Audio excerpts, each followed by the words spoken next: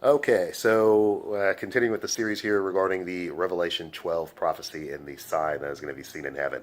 I've got a number of arguments just continuing along, and I have many of them, a whole bunch. I got even more to come on these arguments. So I've been spending a lot of time dealing with the individual chapter, Revelation 12, looking at the various imagery, how the opinions of people regarding the fulfillment of the prophecies doesn't make any sense regarding the imagery that's shown in the chapter, demanding that it be a constellation or stars in verses 1 and 2.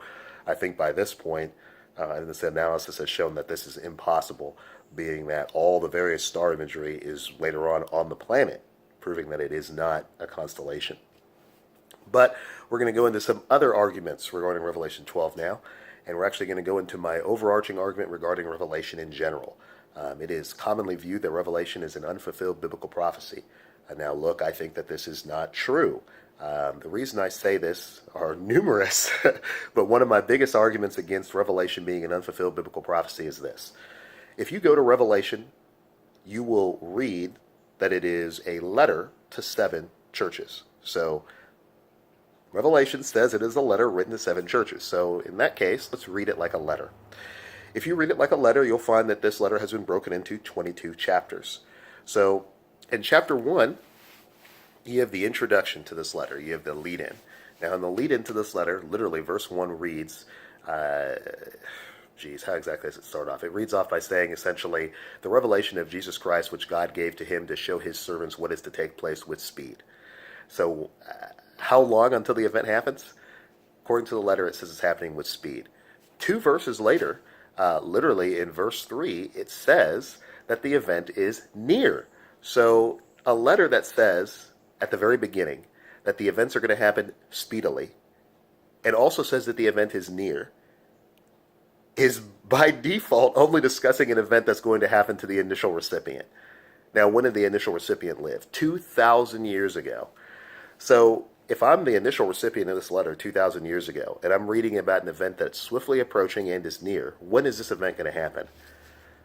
Exactly. It's only going to happen in my life. It's impossible to come to the conclusion that this letter is happening in the indefinite future.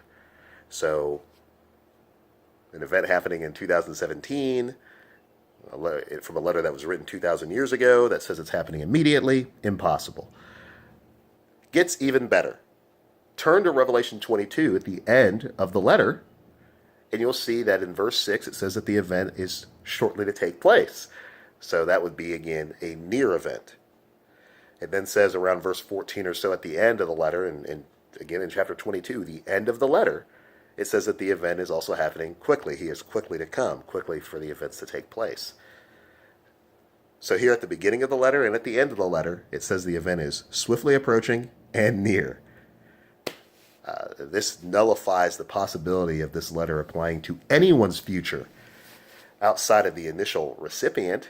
You cannot read a letter that is 2,000 years old that says it is happening immediately and is near, both at the beginning and the end of the letter, as being an event that's going to happen to you. So the time restraints that are given inside of Revelation do not include any person that is alive today, which of course means that Revelation chapter 12 cannot be pertaining to an event that you are seeing regarding constellations in September of 23rd, 2017. So that is a very quick cut down for Revelation. I have yet to find an individual who's able to beat it, but there it is. Revelation opens and closes by saying it's an event that's happening immediately and is near.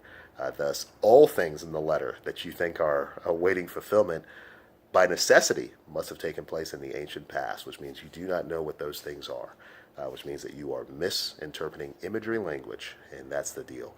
So, it's interesting. As many people care about this date right now, the sad thing is that once the date comes and passes, no one will even remember how important this date was to them. So, there it is. See you guys.